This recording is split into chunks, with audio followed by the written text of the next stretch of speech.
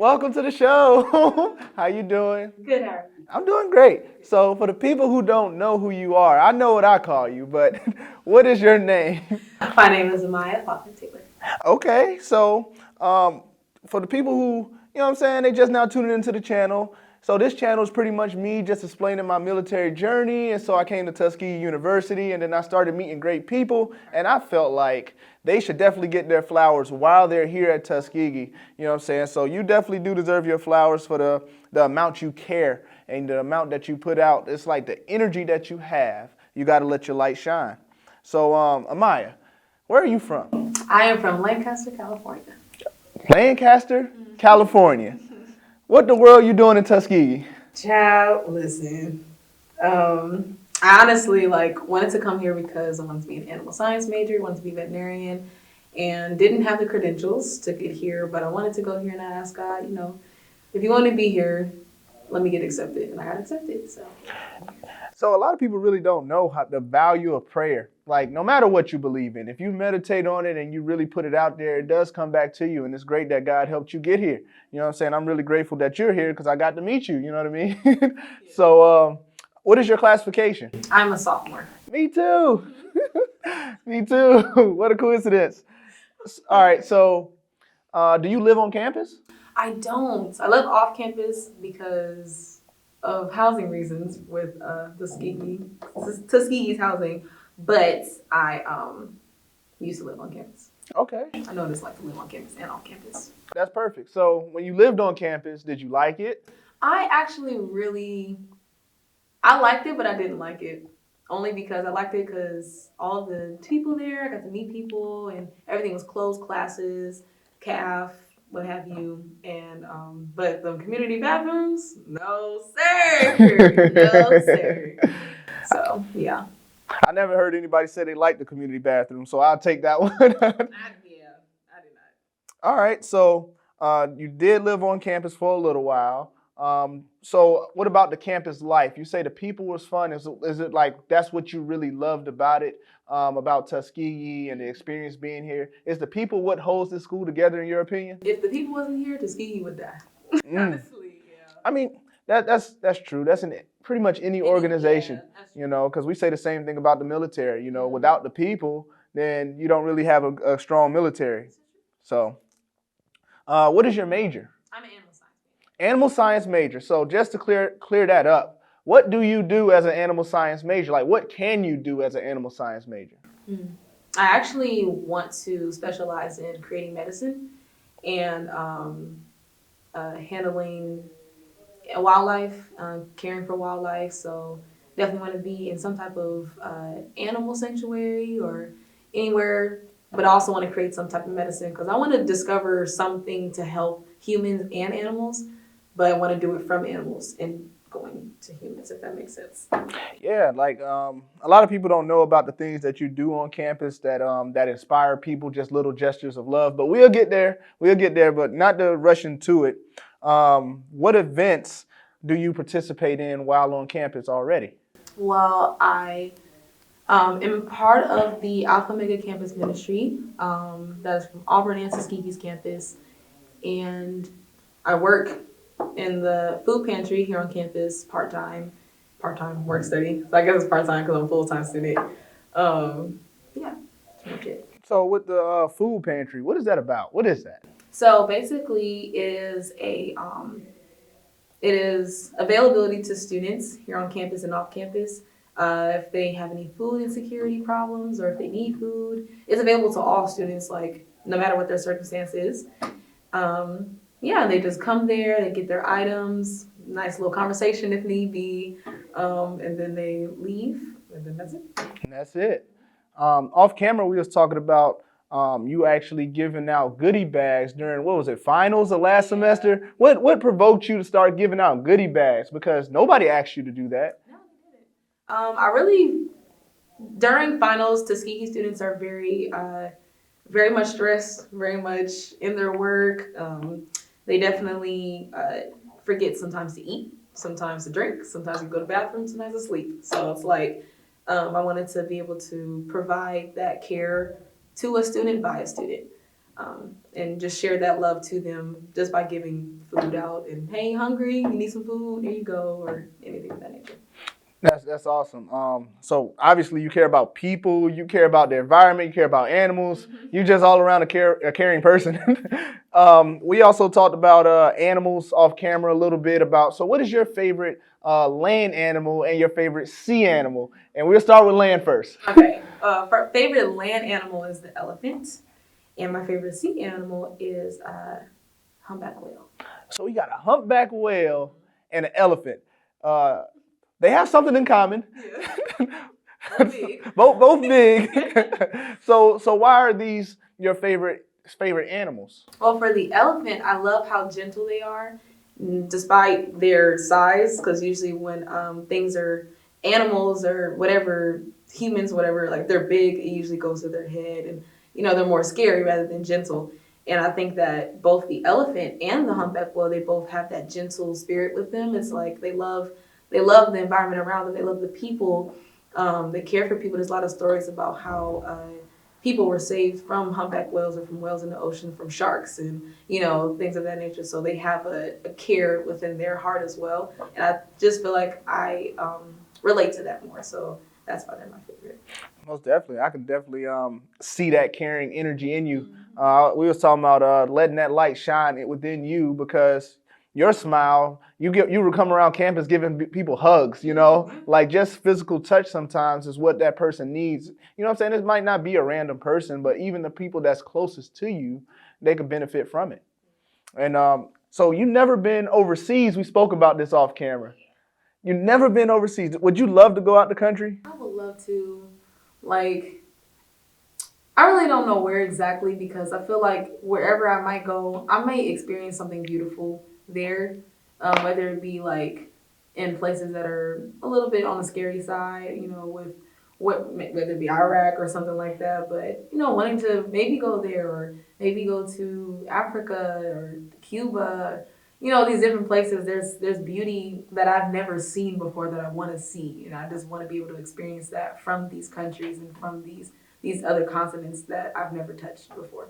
For sure, because then you'll start to see the different ways of life, the different cultures, different animals in their natural habitat. Nothing is forced. Off camera, we was talking about in Washington State, where they actually had the whale watching, where you're able to go on. It's a bridge called Deception's Pass. If one of the viewers ever been there before, let me know in the comment section. But Deception's Pass, you are able to get in the boat, and then they'll drive a group of people, and you'll be able to see the wildlife in the water. And I feel like that's something you would definitely enjoy. Yes, sir. I should look at that. So as a student, obviously you were saying how you do have part-time occupations at the food pantry. How do you manage stress?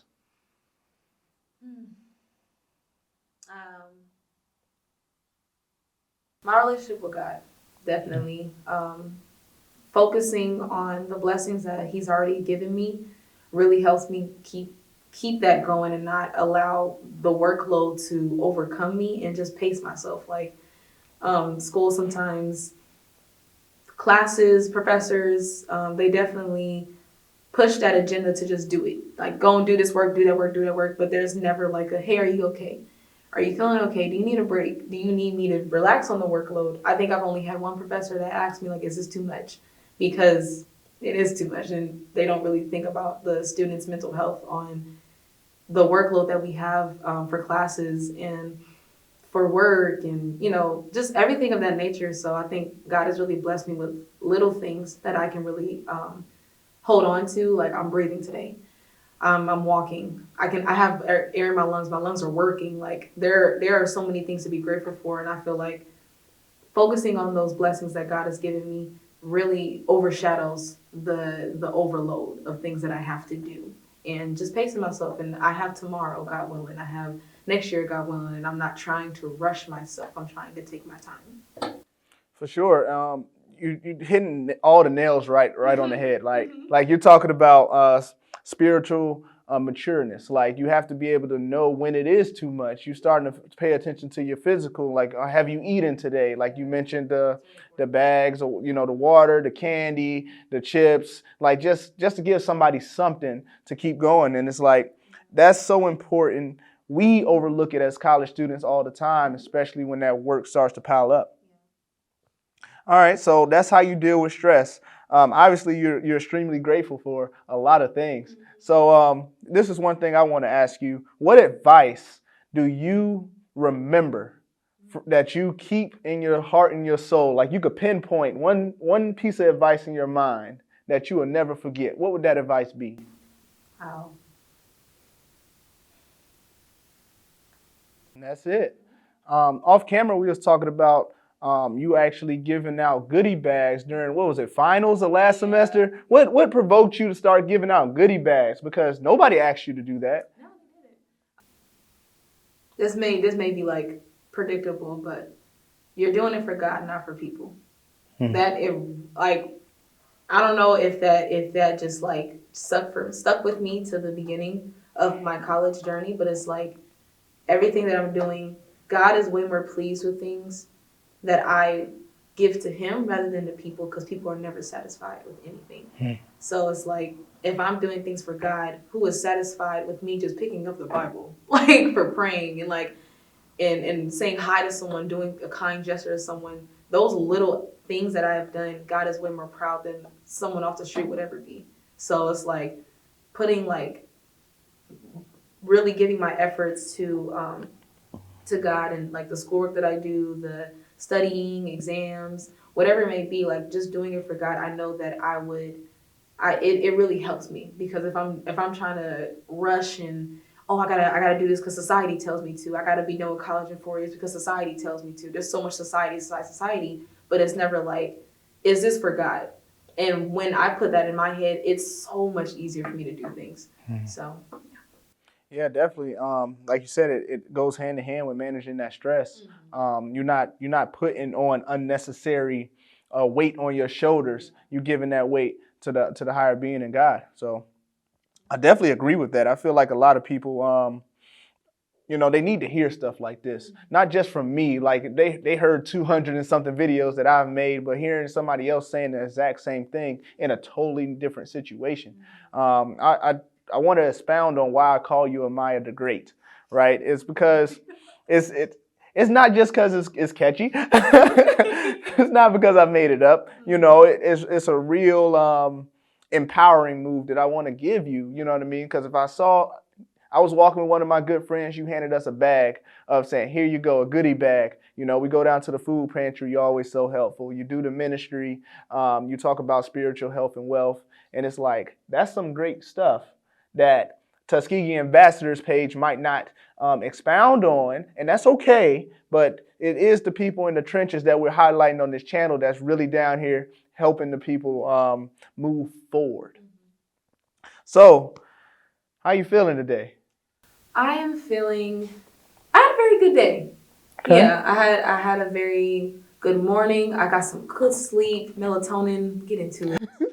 Went to sleep at like around 10, woke up at like 7-ish, 8-ish, got ready for church, and the people that I have at church are so loving and so caring. So like they definitely encourage me more in my day, and it's like, okay, and we celebrated someone's birthday, so it was like there was so much love today. So it was like, it really encouraged me to like, okay, I got work to do later on. I got all this love that God has given me from these people, and it's like, okay, I'm able to just take it and do it, Exactly. I like the fact that you're so in tune, right? You're down here, down to earth, and it's like you understand people are human, and you don't forget it. What advice would you give a young lady that's about to, or even think about coming to college? Not even just Tuskegee, just come to college, period. What advice would you reach out and tell them? I think I would ask her, what is it that you want to do? And what is it that people have been telling you what to do? And really distinguish the two from like just her point of view. Distinguish the two things that she wants to do and what people tell her to do. And really stick to what she wants to do. I mean, that's so basic, but it really helps with like, if you want to go to college and you want to actually do something that is coming from you, you want to enjoy your time here. And it's like, you want to enjoy the material that you're really getting into.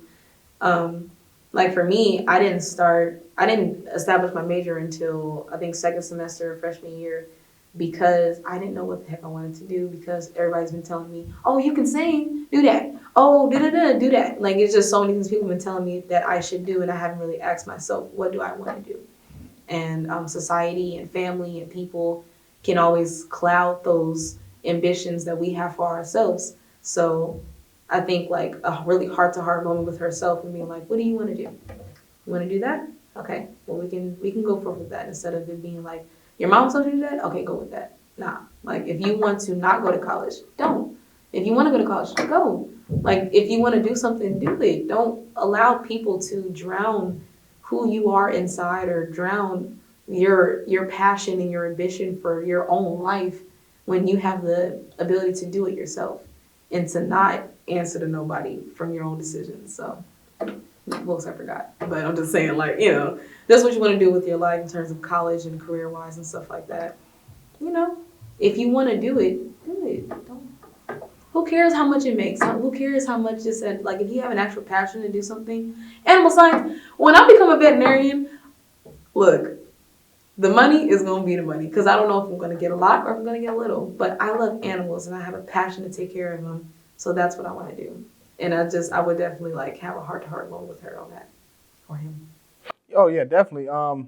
You pretty much summed up a very lengthy book called "Starting from Why" by Simon Sinek, and he always wanted people to establish why they are doing something, and don't forget why you're doing it. He comes with different stories and stuff like that, but a real quick one is like a tech company that is a tech company, right? They're not going to start selling burgers the next day, right? Their why is they want to do this, and so they're going to stick with this. So that advice to tell somebody, hey, remember why you're doing it. Yeah. Find that why, find that purpose, go and stay on that track no matter who or what tells you anything different. Yeah, that's very true.